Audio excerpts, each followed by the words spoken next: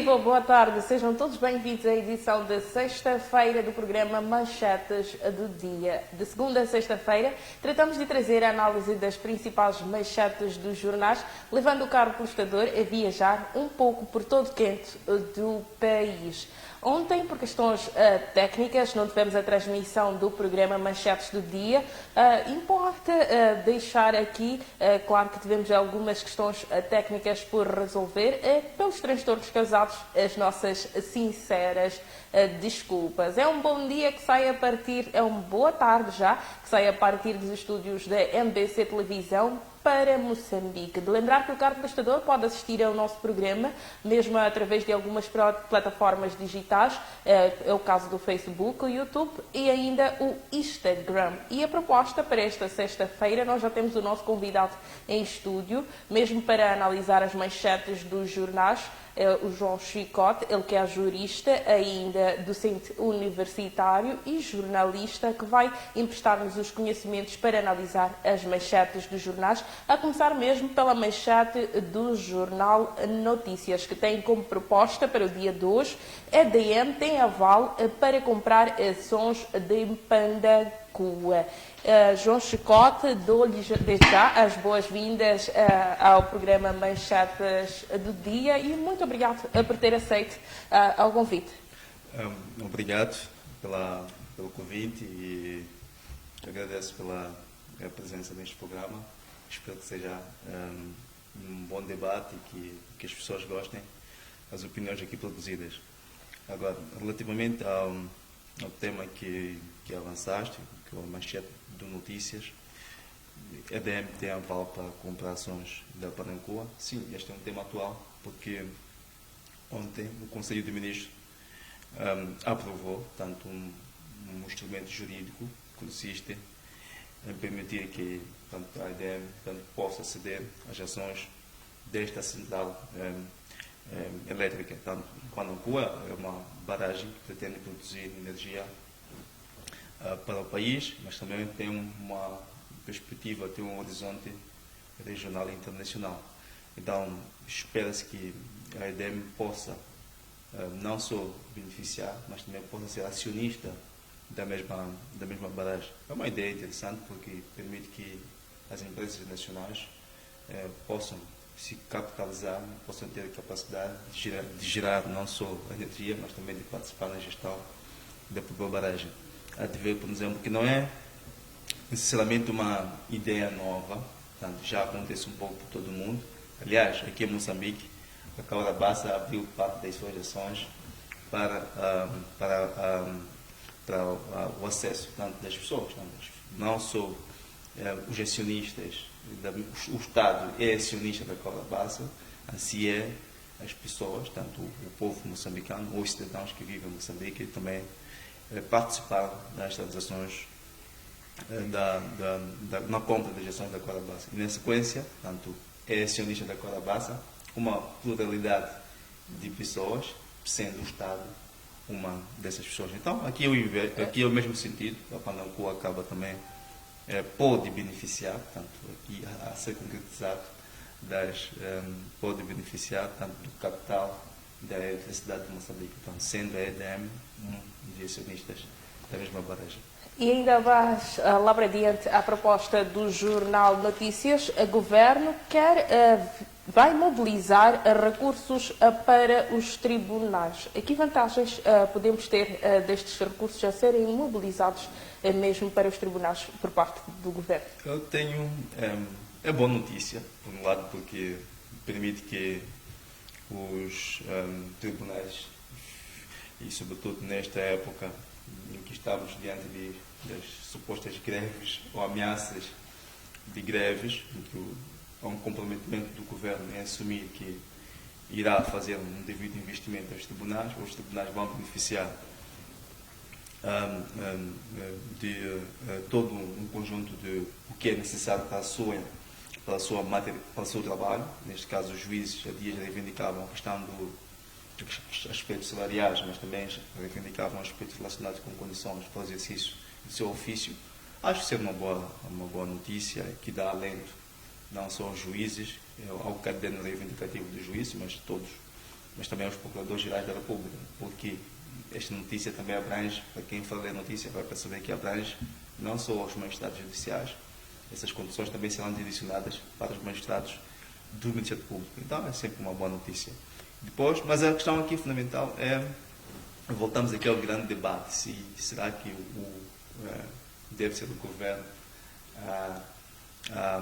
a comprometer-se na criação de melhores condições para os tribunais, ou os tribunais devem ter uma espécie de autossuficiência no âmbito do princípio da separação de poderes. Entendem alguma tese jurídica de que os tribunais não podem beneficiar das dotações financeiras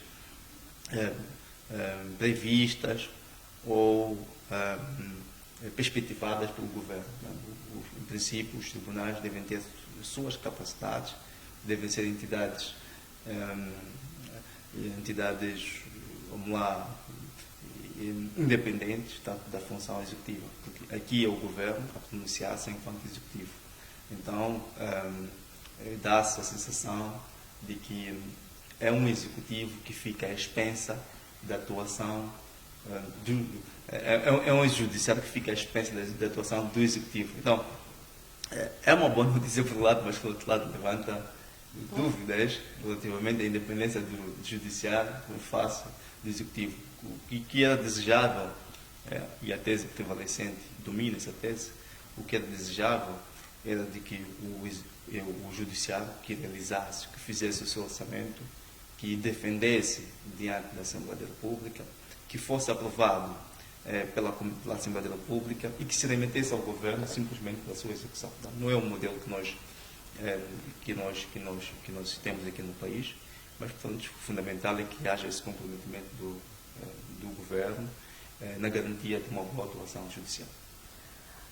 Fazemos ponto mesmo para uma matéria que também faz parte do campo jurídico. A Ordem dos Advogados comemora 30 anos. A Ordem dos Advogados de Moçambique completa amanhã 30 anos de existência. Para assinalar esta data, a agremiação dinamizará atividades comemorativas sob o lema 30 anos comprometidos com a construção do Estado de Direito Democrático. Vamos fazer um ponto para este assunto e ainda vamos analisar o pronunciamento do historiador e comentador Egídio Vaz, a quanto de uma entrevista concedida à MBC Televisão. Egídio Vaz declarou que está cada vez mais difícil ser advogado em Moçambique. Vamos comentar mesmo em torno destes 30 anos e vamos fazer a ponto para este assunto. Ele falou das dificuldades existentes mesmo na questão das cotas. Falou das cotas altíssimas como um dos principais problemas para que não tenhamos advogados inscritos na ordem. Vamos analisar estes dois assuntos. Eu não sei se o problema é de falta de cotas. Me parece que o modelo para o acesso à profissão de advogado em Moçambique é um modelo que se aplica um pouco por todo o mundo. Tal é, por exemplo, em Portugal e em outros países. No Brasil, por exemplo, para ser advogado, primeiro faz uma formação em Direito, neste caso que é licenciado em Direito.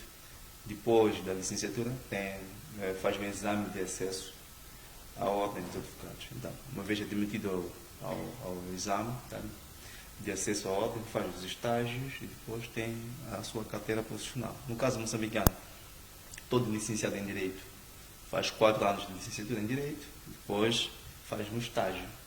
Inscreve-se na ordem, faz um estágio teórico de 8 meses. Depois dos 8 meses, faz um relatório de estágio, submete. Uma vez aprovado no estágio teórico, passa para o estágio prático. São 6 meses. No total são 14 meses. Vamos lá. Depois faz um segundo relatório e faz o exame de acesso. Depois desse estágio, depois do estágio prático, faz um exame prático. Provas práticas e depois faz um texto oral. Há muitos textos que se fazem divulgados. Parece-me que seja consentâneo com a qualidade que se deseja, de ser uma ordem, uma classe, uma agremiação, um conjunto de profissionais que atuam na área jurídica, mas com pessoas que tenham uma certa qualidade.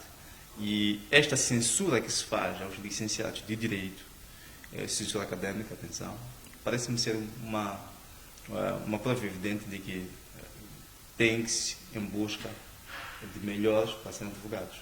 Agora, esta comemoração dos 30 anos da Ordem dos Advogados é, para mim, um momento de festa para todos os advogados de Moçambique, um momento que não só de festa, mas também de reflexão e de ver o papel que esta classe profissional tem na identificação do Estado de Direito Democrático. Portanto, isso é muito fundamental, compreender o papel da Ordem na defesa dos direitos das pessoas, portanto, o papel da Ordem, sobretudo na consolidação de um Estado de Direito, mas também não só de Direito, mas também um Estado democrático, que são dois princípios. O princípio do Estado de Direito significa um Estado que atua de acordo com a lei, mas também temos um princípio democrático, que consiste numa ampla e maior participação, portanto, do povo na construção da nação, desde já escolhendo livremente os seus representantes ou os titulares dos chamados órgãos do Estado. Exatamente neste ponto onde nós chegaremos a seguir. Atualmente a Ordem Mas conta com 3.036 advogados inscritos. Será que este número responde às necessidades do mercado? Será que estão aptos eles a responder pelos cerca de 30 milhões de habitantes de Moçambique? Bom, não vou ser o porta-voz da Ordem, mas o que eu posso dizer é o seguinte, é que pode não responder, porque Moçambique tem mais de 30 milhões de habitantes, mas também se compreendermos que há ainda problema de déficit de cultura jurídica e com alguns escritores possivelmente em momentos difíceis, advogados também com momentos difíceis do ponto de vista de demanda, portanto, as demandas podem ser reduzidas para alguns advogados. Compreendo que ainda há necessidade de um trabalho para que haja mais advogados. Mas também há uma situação que deve ser resolvida, que é a questão do déficit de cultura jurídica. Então, mas este déficit de cultura jurídica pode ser sanado também com a intervenção da própria Ordem dos Advogados e de outros atores na máquina do judiciário. Porque o que acontece? Se a Ordem participar, vamos dizer, em campanha de sensibilização de pessoas, de cidadãos, tanto na consciencialização relativamente ao domínio tanto do direito, tanto às suas de assistência na área jurídica, possivelmente aí teremos mais pessoas a solicitarem tanto demandas jurídicas. Mas isso, claro, como disse, exige tanto um conjunto de conexões que passam desde já pela maior participação não só dos advogados, mas também de toda a administração da justiça. Então, toda a administração da justiça unida é que pode fazer com que cada vez mais o povo moçambicano ganhe a consciência e a cultura jurídica. Vou dar um exemplo. Muitas das vezes nós assinamos contratos nas nossas instituições sem uma assistência jurídica. Portanto, tem aqui uma oportunidade de negócio, vamos lá, assinamos contrato, mas tem um advogado que assiste, possivelmente não, mas é outra realidade.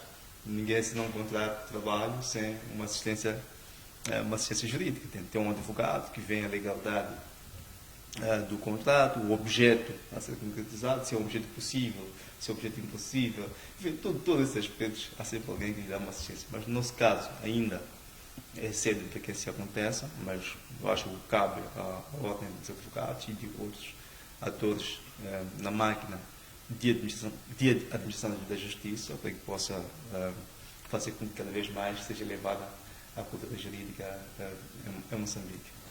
Damos seguimento à análise da manchete do Jornal Notícias. Acesso ao Porto da Beira obriga à reflexão. De recordar que recentemente o chefe de Estado, Filipe Jacinto Nunes, esteve de visita à China e no âmbito desta visita deixou em aberto que teríamos mais espaços para investimento em Moçambique e com o principal enfoque no setor portuário. Vamos analisar. Acesso ao Porto da Beira obriga a reflexão. Vamos fazer uma ponte do assunto abordado na China a esta reflexão que nos é obrigado mesmo no Porto da Beira.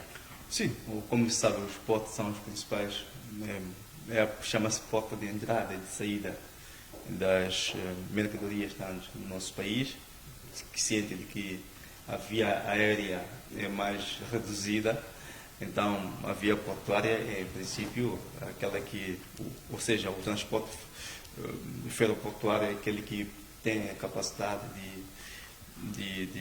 vamos lá, de carregar mais mercadorias. Portanto, quem faz estudo sobre o direito portuário claramente que esta é a forma mais flexível. Pode não ser mais flexível, mas é pelo menos a mais segura e a mais que permite a maior mobilidade tanto de mercadorias e produtos. E outros serviços, possivelmente. Agora, a questão que se coloca é o acesso ao canal da Beira, ao acesso ao Porto da Beira, não ao canal, que é outra coisa.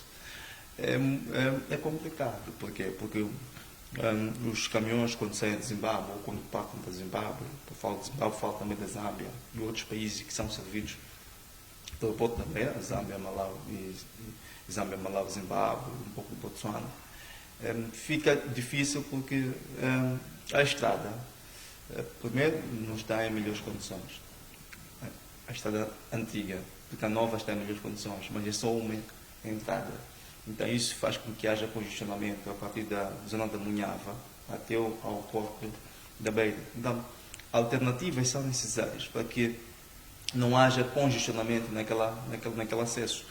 E aqui, na minha opinião, o Conselho Municipal e o Governo Central devem encontrar mecanismos para que esta situação seja resolvida. Das duas umas, ou o próprio CFM e o Cornelder, é a empresa concessionária que faz a gestão do Porto da Beira.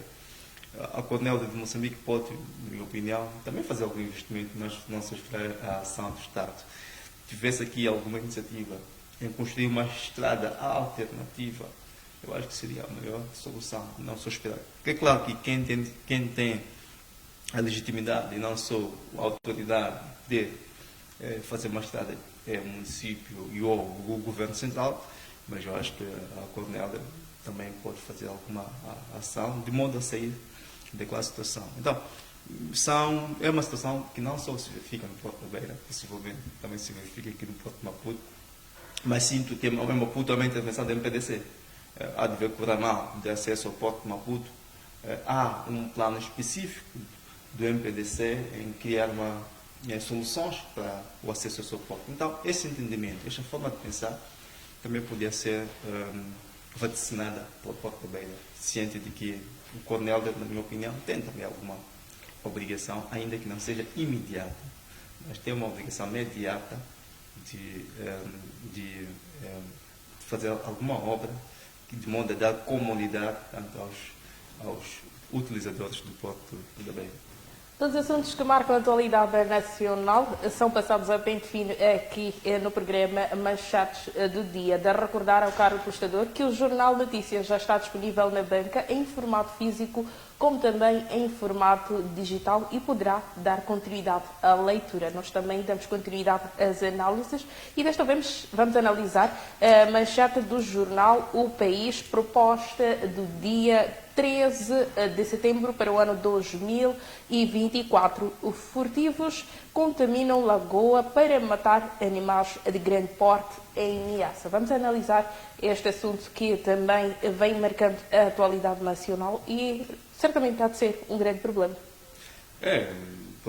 Quando há contaminação, por exemplo, da lagoa ou do lago, fica uma situação muito complicada, porque é uma cadeia de valores que fica contaminada. Por exemplo, são os peixes que são necessários para o consumo humano, ficam contaminados, as pessoas vão ao lago, já não conseguem ter o peixe, e são pessoas dependentes daquela espécie. Por exemplo, as pessoas que vivem, os pescadores, por exemplo, já não podem pescar e, na sequência, os seus rendimentos ficam cada vez mais diminuídos.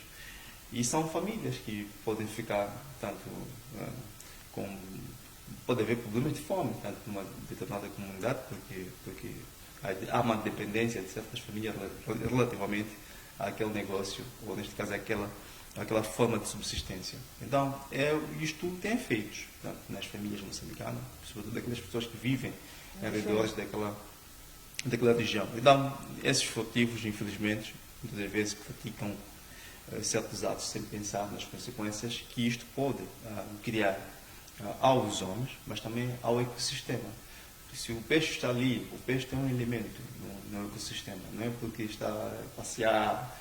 Portanto, é preciso que aquele peixe exista, para que exista também, por exemplo, os crocodilos, mas é preciso que haja crocodilo para que exista outros tipos. Há uma cadeia alimentar necessária para a subsistência do próprio homem. Então,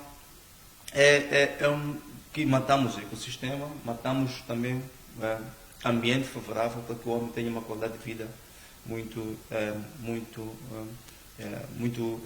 melhor, a melhor qualidade de vida. Ou seja, se não há certos animais, o homem também perde a sua qualidade de vida. Então, baixa ou reduz, possivelmente. Então, há opções, mas essencialmente agora consumir-se talvez cada vez mais as verduras, que são boas e nós aqui incentivamos, mas também é fundamental variar a dieta alimentar. Então, é preciso pensar também nas consequências que as ações humanas.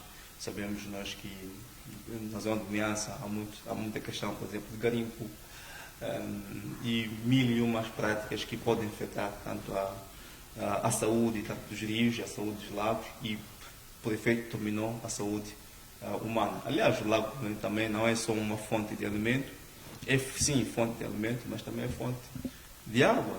Há comunidades que dependem da água do lago para poderem alimentar as suas famílias, já não podem ir buscar água naquele local. É o mesmo local onde possivelmente algumas pessoas lavam as suas lojas, no campo a vida é assim mesmo, é no rio, é no lago onde as pessoas lavam as suas roupas, lavam os seus pertences e tomam banho, mas também buscam água para o próprio consumo. Então, isso parece estranho quem nos vê de fora do país, mas isto é uma realidade que eu não sabia. Vamos dar continuidade à análise da manchete do jornal O País e uma outra proposta. O município de Maputo procura soluções para melhorar a mobilidade urbana. Vamos analisar este assunto e certamente o plano estratégico para a execução desta melhoria na mobilidade urbana. Sim, a melhoria da mobilidade urbana depende de muitos fatores conjugados. Desde já a questão uma boa articulação entre os municípios que fazem parte da zona metropolitana de Maputo, falo da cidade de Maputo, cidade de Matola, município de Matola, município de Maracuene, município de Boano. Numa primeira fase desses municípios. Portanto, é preciso que haja uma articulação cada vez mais conhecida entre eles, de modo que se criem planos conjugados. Não adianta Maputo fazer um plano perfeito se o Matola não faz, se o Boano não faz, se o Maracuene não faz. Vai ser uma espécie de nada. Por quê? Porque a maior parte dos habitantes desses municípios, Maracuene, Boano e Matola, têm como local de emprego formal na cidade de Maputo. Portanto, a máquina do Estado, essencialmente, está instalada no centro urbano de Maputo. A Baixa de Maputo é a zona que absorve a maior parte da população dessa região. Então, terá que haver planos conjugados. Portanto, não é só questão de aumento de transporte, Não, preciso ter planos conjugados. A criação de vias alternativas também é uma das soluções. Então, como mobilizar recursos, por exemplo, para vias alternativas? Porque não adianta fazer uma estrada, vamos lá, daqui até, onde é que tem Maputo, Grande Maputo, e depois de Grande Maputo para Maracuene, como é que é? Então, faz-se uma estrada daqui, Maputo até, vamos lá, até a Portagem, que aí termina a cidade de Maputo, depois a Portagem. Não, há que haver um plano conjugado que dá subsistência e qualidade ao tipo de intervenção que deve ser elaborado. Agora, este é por um lado. Por outro lado, também tem que haver investimento. Sem investimento e, sobretudo, vias alternativas. Eu olho, por exemplo, para a questão se não era tempo esse de pensarmos num transporte alternativo, que é o sistema de metros, por exemplo. Eu sei que pode custar muito caro, mas eu acho que vale a pena pensar nisso, porque é o caminho, é a solução. Pode haver falta de fundos neste momento, mas possivelmente pode ser o sistema mais conveniente. Se é possível em outros países, também pode ser possível em Moçambique. Vamos analisar aqui uma situação hipotética. Será que já estaríamos em condições nós, a nível da Maputo cidade e Maputo província, de executar talvez ou trazer um meio de transporte alternativo que não fosse o ferroviário nem o rodoviário? Já estaríamos com condições, já estaríamos prontos a aceitar este desafio de ter um transporte marítimo mesmo que faça o troço Maputo cidade a Maputo província? É Isto possível. poderia ser uma das alternativas para... Também é possível esse transporte, mas eu acho que olhando para a nossa realidade, com cabeça fria e coração quente, eu acho que seria melhor pensar-se mesmo no transporte ferroviário. E a história da humanidade mostra claramente que o transporte ferroviário tem sido um dos mais utilizados. Se os europeus usam muito esse transporte, europeus, então que estão um pouco mais avançados do ponto de vista de desenvolvimento. E nós? Eu acho que a melhor alternativa seria mesmo o uso do transporte ferroviário. Que incentivássemos mais pessoas a aderirem ao transporte ferroviário, mas bem utilizado, não como tem sido feito. As pessoas não sabem porque acham que não é chique, não é? Para pessoas que vestem casaco, então, é problema disto, né? Também temos que sensibilizar as pessoas que, olha, aquele transporte é útil para as pessoas, é fundamental e pode ser utilizado para o transporte das pessoas. Pronto, e outro problema também é o uso de carros particulares. A maior parte das pessoas usam carros particulares. As estradas não oferecem as condições para que muita gente possa usar carros particulares. E mais, essa cidade foi construída para 800 mil pessoas e vive nela mais de 1 milhão de pessoas. Então, é todo um problema que vai criar a questão do engarrafamento, a questão de esgotamento da própria cidade, do ponto de vista de acolhimento de pessoas para exercício de diversas funções. Vamos analisar. Mais integridade diz que os partidos políticos não investem na campanha eleitoral.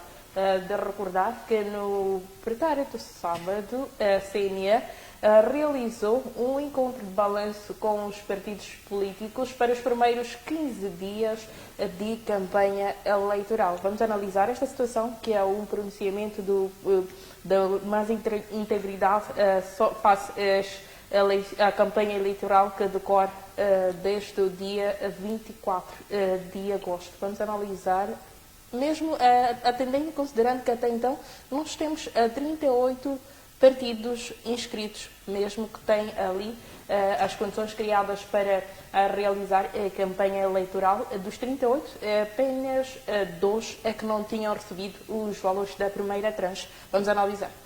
Sim, eu acho que o grande argumento dessa firma da sociedade civil tem que ver com o facto de a maior parte dos partidos políticos não estarem envolvidos no exercício da campanha política. Como sabe-se, a campanha política é também uma ação que visa, vamos lá, é aquela definição de política, né? Atividade competitiva que visa a conquista e a manutenção do poder político. Então, se um partido político não vende seu peixe, não participa na ação de mobilização, como é que ela pode conquistar, conquistar o poder político? Então, se quer conquistar o poder político, é preciso que venda o seu manifesto. Vender o seu manifesto significa não estar numa banca, aqui está um manifesto com 5 meticais, não, é dizer a mensagem que deve ser transmitida para as pessoas, portanto, ouvir quais são as propostas de governação endossadas por cada movimento político. E se os partidos assim não fazem, então perdem esta oportunidade de poderem conquistar tanto os seus eleitores, de poder conquistar votos que lhe dão, que lhe possam lhe dar presença tanto no Parlamento e tanto na presidência da República. Então, é muito a pena que assim seja.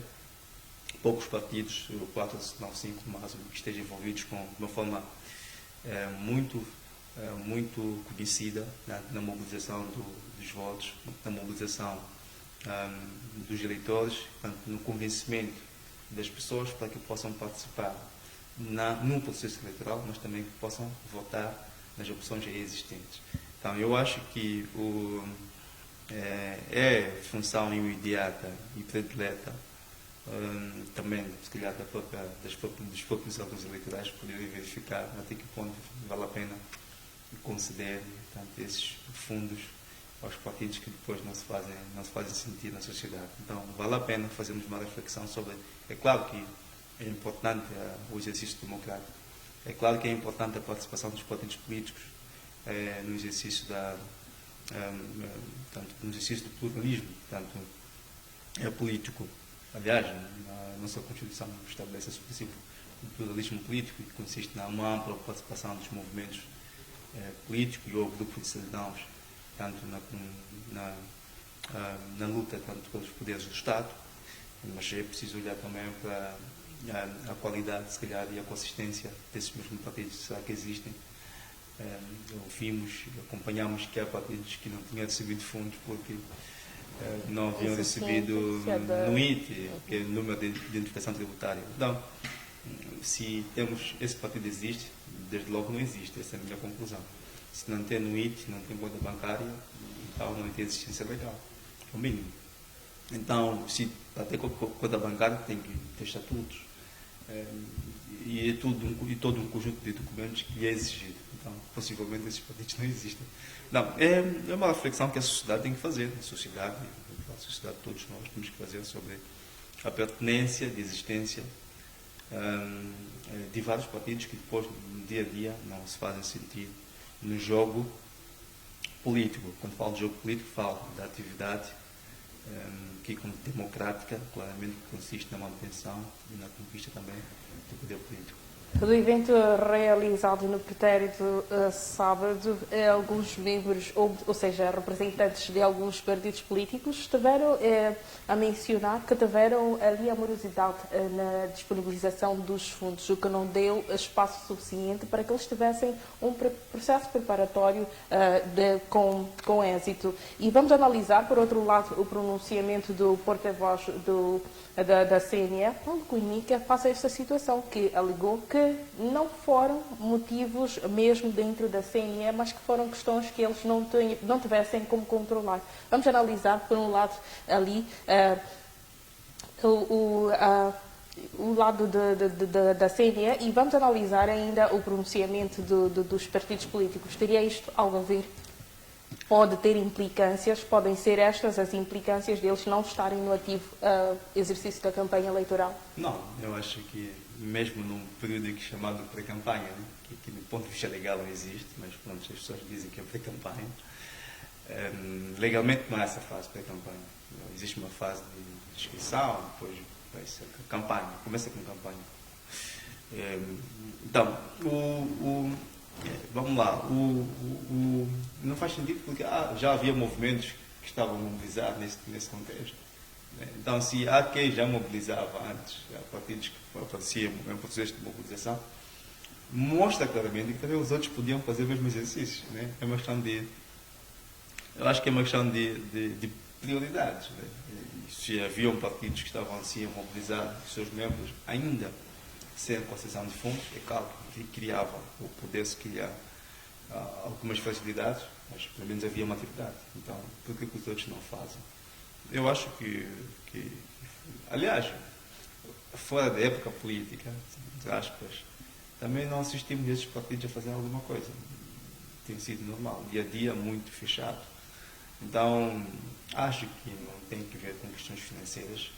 Ao ver esse desembolso tardio dos fundos, me parece, quem tem o olhar distante, me parece que não esteja a ser o problema do fundo. Portanto, é a questão da organização interna, portanto, talvez, não sei, dos partidos políticos. Antes de analisar o pronunciamento também do antigo chefe de Estado, Armando Emílio Gabuza, que fala da aceleração do desenvolvimento em Manica. Podemos analisar a Manica comparativamente os anos passados para os dias atuais. É notório este desenvolvimento ou nem por isso leva algum crédito o pronunciamento do antigo chefe de Estado? Bom, há um desenvolvimento, pronto, à medida dos olhos de quem vê. Pronto, se ontem tínhamos uma escola, hoje temos mais escola, isso pode ser desenvolvimento, mas é que talvez queira um pouco mais. O facto é que há um crescimento natural, como costuma-se dizer que o homem, o ser humano, ainda que fique sem passar uma refeição, ele vai crescer, mas a questão se coloca é de qualidade do seu crescimento. Né? Crescer vai crescer, isso não deixa dúvida. Se come todos os dias mandioca, vai crescer. Né?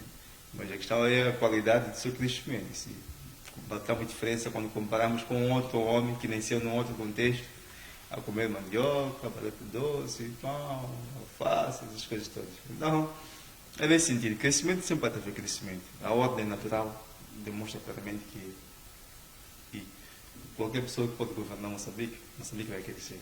Isso é um fato. Agora, como crescer? Isso a qualidade neste caso.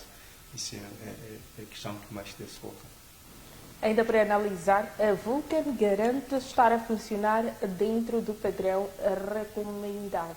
Recorde-se que há dias foi partilhada uma notícia que dava conta da poluição a ser causada por esta empresa. Vamos analisar este assunto. Por um lado, temos ali a denúncia a ser feita, né, por ecos populares, foram pronunciamentos populares, e por outro lado, a Vulcan já aparece com o seu pronunciamento, garantindo que está a funcionar dentro do padrão recomendado. Vamos fazer aqui uma análise para quem é afetado e quem afeta. Sim, é um problema de ter um problema muito bicudo, né? A Vulcan diz que está a operar dentro dos padrões reconhecidos oficialmente, mas esses padrões reconhecidos podem não ser os padrões que podem colocar em causa a saúde humana também, isso é um facto, porque nós conhecemos a mina de teto, é uma mina a céu aberto, e sendo uma mina a céu aberto, já sabemos quais são as consequências que isto pode criar.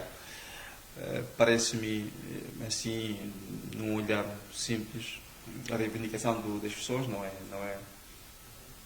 de todo mal, né? As pessoas estão a reivindicar porque têm sentem-se que estão afetados por aquela ação, a ação da fábrica, e faz sentido que as pessoas reivindiquem. Então, há aqui, na minha opinião, mais do que enviar esses comunicados, ou mais do que reclamar-se, deve haver uma reunião de concertação.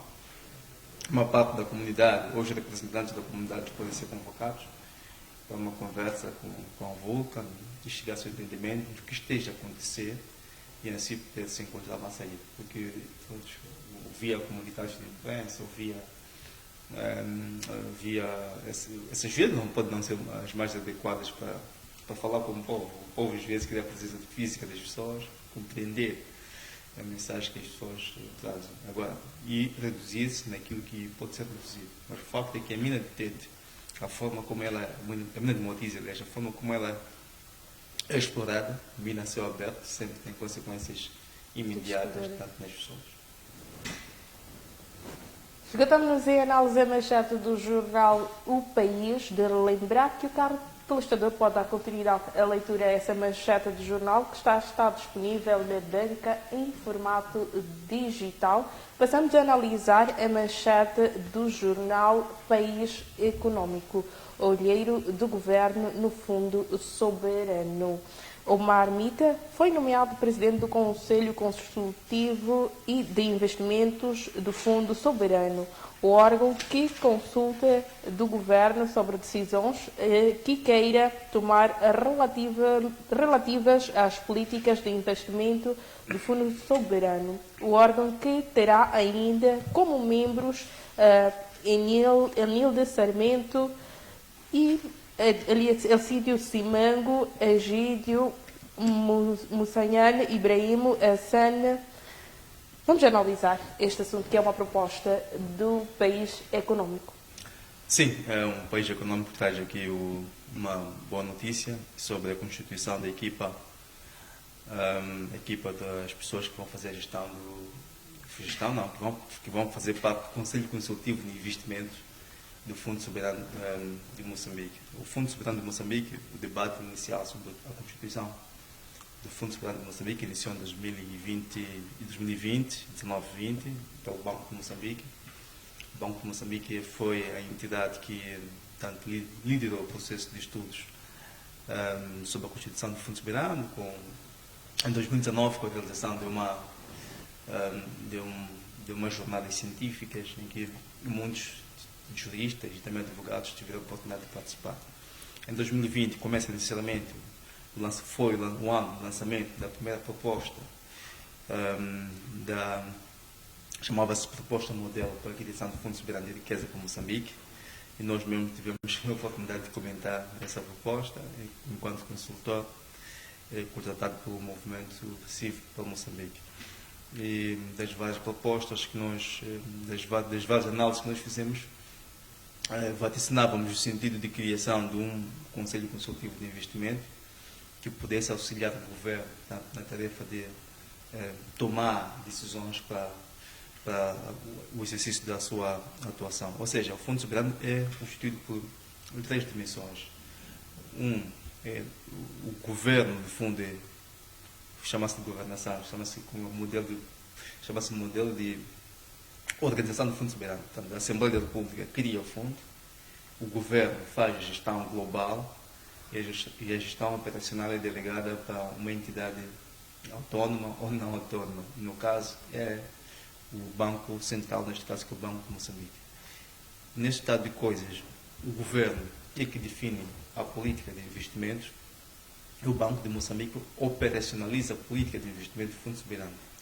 Assim sendo, o governo, como aquele que define a política de investimento, mas ele, antes de definir a política de investimento, deve, aliás, pode definir a política de investimento, mas depois deve consultar o chamado o Conselho Consultivo de Investimento, para saber se esta política de investimento é consentânea ou não com os objetivos do Fundo Soberano. Ou seja, antes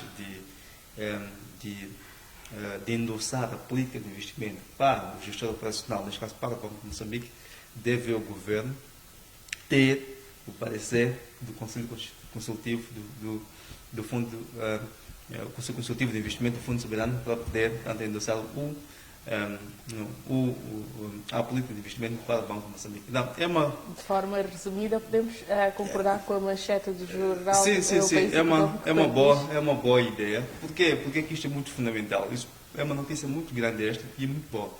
Por quê? Porque o Fundo Soberano é um mecanismo de investimento para a gestão, é um mecanismo que vai servir para a gestão das receitas provenientes da exploração dos recursos petrolíferos. Ou seja, todas as receitas que são exploradas, tanto do gás, do petróleo, da área 4, da área 4 da bacia de Rovuma, serão canalizadas para a CUT. CUT chama-se conta única, não, para a conta transitória do Fundo Soberano. Da conta transitória, 40% vai para o Fundo Soberano e 60% vai para a conta única do Tesouro. Então, o que acontece é que trata-se aqui de um mecanismo que vai gerir as receitas públicas, tendo em conta a satisfação das necessidades presentes e das gerações vindouras. Então, é muito fundamental que hajam instituições e que sejam instituições robustas, de modo que essas receitas sejam devidamente utilizadas de acordo com os objetivos traçados pela lei orgânica do Fundo Soberano de Riqueza. Deixamos a análise a manchete do jornal O País Econômico. Passamos a analisar a manchete do jornal Savana, proposta para sexta-feira, 13 de setembro, para o ano 2024. Chapo precisa de se impor o sistema.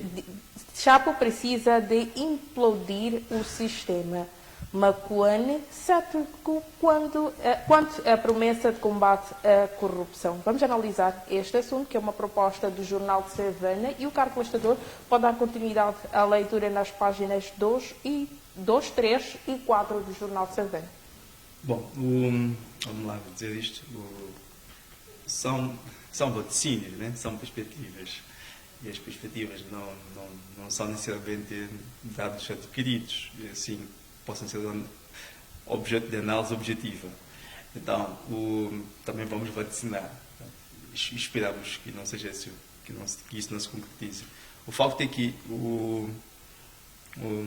eu acho que todos os candidatos têm a oportunidade, trazem como grande bandeira, para quem acompanha os manifestos, de todos os candidatos. A grande bandeira é a luta contra a corrupção, porque eu acho, vê-se e sente-se por todos os moçambicanos. E quem quer uma vaga tem que pagar, quem quer ser passado por classe tem que pagar, quem quer uma multa na estrada tem que pagar a polícia. É um pouco que se assiste no contexto moçambicano. Então, e aqui a bandeira de todos os candidatos, de facto, é esta de lutar contra a corrupção. Sinto que todos os candidatos estão empenhados nisso. Então, o Chapo, o Venâncio Montlane, o Simão, o Sufumar, Acho que todos estão preocupados com essa questão. Agora, como é que vão concretizar-se? Até hoje ninguém de facto conseguiu nos dar linhas, breves linhas sobre como é que vão fazer. O facto é que traz um manifesto geral, ideias sem muito campo de concretização. Quando ganhar as eleições, possivelmente teremos aqui mais detalhes sobre como é que vão fazer, como é que serão os seus programas, de modo que a corrupção de facto seja combatida. Mas de facto sabe-se que é um mal que existe na sociedade e que precisa ser combatido. Certo, vamos mesmo abandonar ali a proposta dos candidatos presidenciais para ouvir mesmo a proposta do nosso convidado João Scott. Quais seriam as alternativas, no seu entender, que seriam as melhores a serem adotadas para combate à corrupção? Bom, é um problema muito enorme, né? Pensar assim em pouco tempo. A educação, por exemplo, faz parte pode ser uma das áreas de alternativas. emergência. Sim, chama educação cívica. Quando falo de educação, não quero dizer que é de educação. Educação cívica, ensinar as pessoas como é que devem se comportar, né? Como é que devem se comportar. O papel moral das igrejas também aqui é fundamental. Que as igrejas podem fazer planos concretos nesse sentido. Educação cívica, o papel das igrejas, mas também a intervenção do Estado, aqui de forma repressiva, né? O Estado vai agir com toda a sua força, né? O que é direito naquela pergunta máxima, né? O conjunto de normas jurídicas assistidas por coercibilidade, né? Coercibilidade, então, a suscetibilidade do uso da força, né? Então, em caso de verificação da circunstância que exige o uso da força, aqui está o Estado a aparecer com toda a sua coação.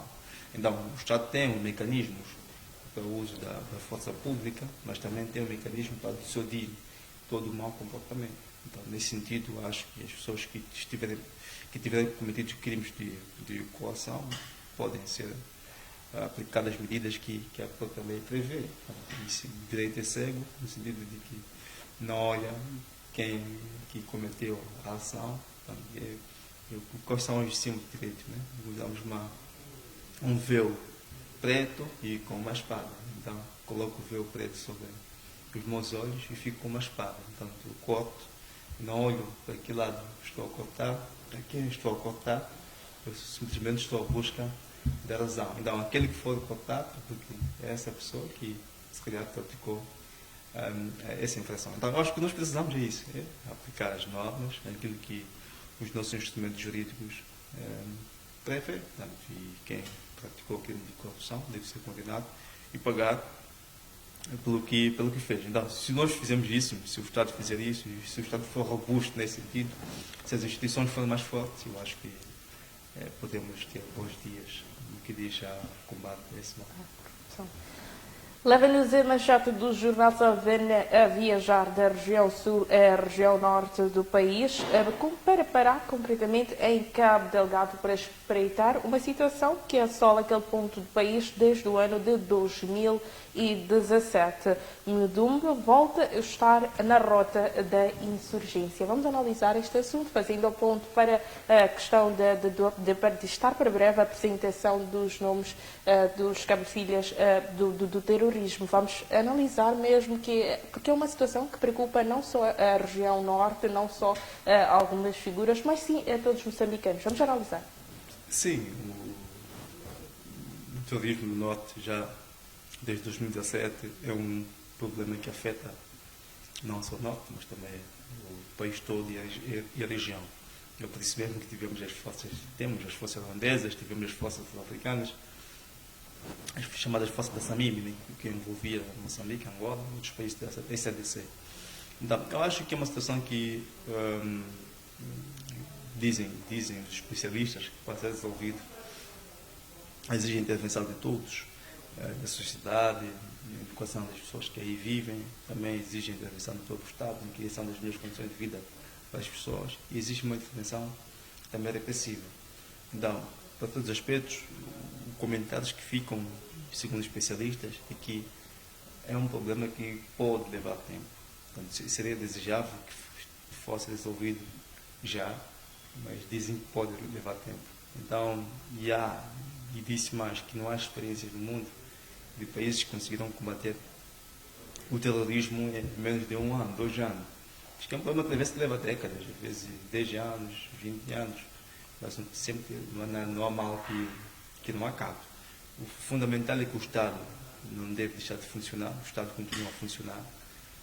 Por exemplo, fala-se de realização de eleições, de campanha nesses mesmos locais em que outrora haviam ataques terroristas. O fundamental é o funcionamento do Estado. Se o Estado continua a funcionar, isto é o que mais conta e isso aqui é mais determinante. Agora, que os terroristas também é um mal que preocupa, mas o fundamental é a presença do Estado em todos esses espaços, de modo a repelir as ações terroristas e de modo a dar continuidade com a ação pública que visa essencialmente que visa a busca pelo bem-estar social, espiritual e econômico do cidadão. Esteve a falar ali da questão de termos algumas forças externas a apoiarem no combate ao terrorismo e já vem comentários de algumas manchetes dos jornais nacionais, já escrevem sobre a questão da Ruanda querer tomar por sua a província de Cabo Delgado. Vamos analisar este assunto. Eu acho que não é necessariamente. Acho que vamos lá, acho que entendo. Presume que existe um acordo entre Moçambique e Ruanda. Então, se existem acordos, esses acordos devem ser cumpridos. Não me parece que haja aqui espaço para que Ruanda possa se arrogar da titularidade daquela região. Nem faz sentido porque não imagino este vaticínio. Mas o facto é que o Ruanda não conhece quais são os instrumentos que regulam a relação entre Moçambique e Ruanda, mas entendo que não me parece mesmo que Ruanda esteja a ir para além daquilo que os instrumentos jurídicos existentes possam lhe facultar, possam lhe dar essa possibilidade de atuação. Então, acho que está a atuar dentro daquilo que os instrumentos existentes imputem, ou seja, não está a agir fora daquilo que os instrumentos jurídicos determinam, porque se assim fosse, possivelmente uma das partes iria reivindicar esta atuação fora da lei. Então, para todos os aspectos, acho que só as pessoas que assinaram esse acordo sabem de facto o que está a acontecer. Vamos fazer a ponte mesmo saindo da manchete do jornal Savana para a manchete do jornal Diário do País, que também nos propõe uma análise para a questão do terrorismo em Cabo Delgado. Comandante ruandês anuncia controle sobre Mocimboa da Praia após operações contra os terroristas. Vamos fazer mesmo a ponte para falar deste assunto e é um fato de termos aqui o comandante ruandês a pronunciar-se. Não seria de dar cara à moeda, termos ali o nosso fazer este pronunciamento, é a questão mesmo de estarmos a querer nos sentir protegidos. Compreendo que analisar o assunto do Cabo Delgado é muito complicado. Porquê? Porque, como eu disse, nós não temos instrumentos que regulam a relação entre Moçambique e Ruanda. Existem sim, mas não são conhecidos, não estão no domínio das pessoas.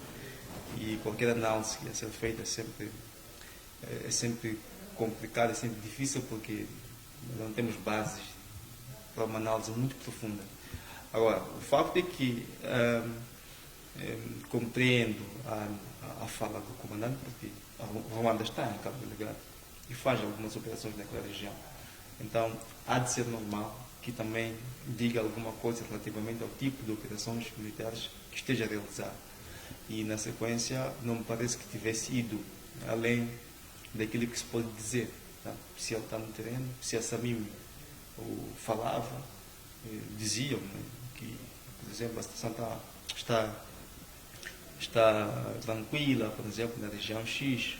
Então, por que o Ruanda não pode fazer? Aqui estou a aplicar o princípio da igualdade. Se essa me falava, convocava a conferência de imprensa, enviava os comunicados de imprensa, então por que o Ruanda não pode fazer? É um pouco por aqui. Então, desejável seria que fossem as forças moçambicanas sempre a dar as conferências de imprensa, ciente de que o Ruanda é um país que nos ajuda. Então, que as iniciativas fossem, de facto, as iniciativas de intervenção à imprensa, portanto, seja ela nacional ou internacional, fosse feita por forças moçambicanas, acho que seria o mais desejável. Mas, no entanto, sem conhecer com profundidade os instrumentos jurídicos que regulam a relação, acho que a Ruanda não está à margem daquilo que esses mesmos instrumentos determinam. Esgotamos em análise as manchetes dos jornais propostas para o dia de hoje. Vamos analisar os fatos que marcaram a semana, começando mesmo pela viagem do chefe de Estado realizado no passado domingo para o Vietnã. Vamos analisar a visita do chefe de Estado em Hanoi, mesmo volta com resultados satisfatórios na medida em que se diz que está reforçada a relação de amizade entre Moçambique e Vietnã. Vamos analisar quais seriam as vantagens de termos Moçambique a ser um Estado a cooperar com o Vietnã. Sim, fala-se de vantagens mútuas. Eu acho que normalmente essas visitas não trazem sempre vantagens, mas depois devem ser concretizadas essas vantagens, né? São intenções, ou seja, o presidente volta com intenções. Nós vamos cooperar na área X. Nós também temos intenção na área X. Depois os empresários devem sentar, ou os Estados devem sentar para verem quais são essas áreas concretas, ou como materializar a intenção política declarada. E no caso concreto, na área, por exemplo, das telecomunicações, o Vietnã tem uma experiência nesse sentido. Também tem experiência na gestão de desastres naturais, tanto há poucos dias tiveram problemas, e aqui em Moçambique, a cidade da Beira, o centro do país, tem sido um palco privilegiado dos ciclones, em quase todas as épocas chuvosas e ciclónicas. Então, há de haver sempre campo de intervenção necessária entre os dois Estados, ciente de que cabe aos empresários fazerem um pouco mais, cabe aos empresários a tarefa de materializar a vontade política aí declarada. Vamos analisar também, ainda durante esta semana, foram recebidas 16 máquinas para raio-x. Será que estas máquinas vão poder responder às necessidades de todos os utentes que fazem uso dos serviços hospitalares por todo o país? Não, de facto, Moçambique é muito grande. Moçambique é grande, não é 16 máquinas não são suficientes para conseguirem atender a demanda. Portanto, conhece Moçambique sabe quais são as necessidades desse país, e essas 16 máquinas possivelmente cabem só numa única província. Então ficam todas as outras províncias sem essas necessidades. Mas o fundamental é que deve-se direcionar essas máquinas para os locais que mais precisam, e acho que os distritos seriam interessantes como eu faço. Analisamos e fazemos a ponto para a questão de Nampula. O Hospital Central de Nampula havia noticiado através da manchete do jornal Nampula Fax ainda há dias que aquela maior unidade sanitária que é a terceira maior cidade capital do país não tinha máquina para raio-x. Sim. Por isso digo que se Nampula não tem, então imagina distritos. É por isso mesmo que eu faço menção de que deve-se direcionar para os locais que mais precisam neste momento.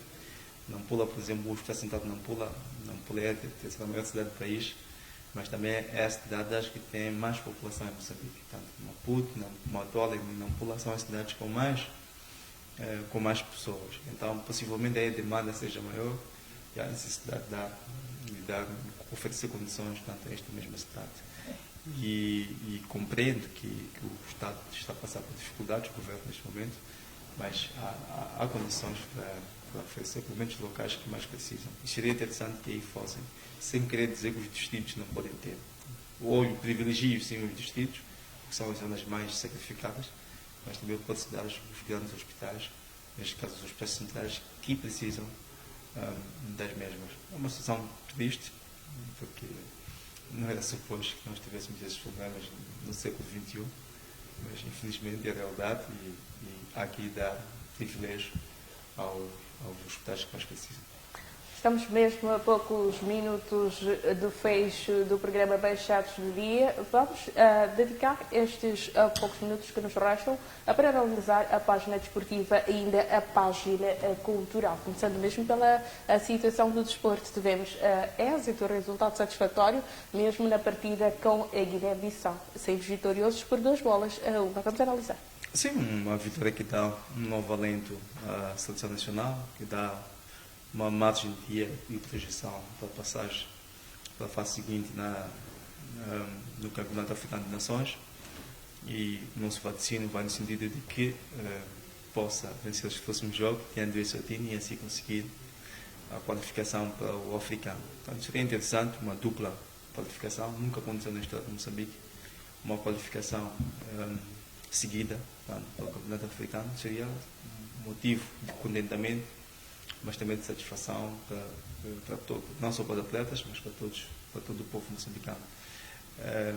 Tenho reticências, intermitências, mas também convicção de que Moçambique pode conseguir qualificar para o Campeonato Africano. Reticências porque ainda é cedo pensar nesse sentido, mas convicção porque, olhando pelos pontos até aqui conseguidos, é possível que o caminho da qualificação esteja próximo.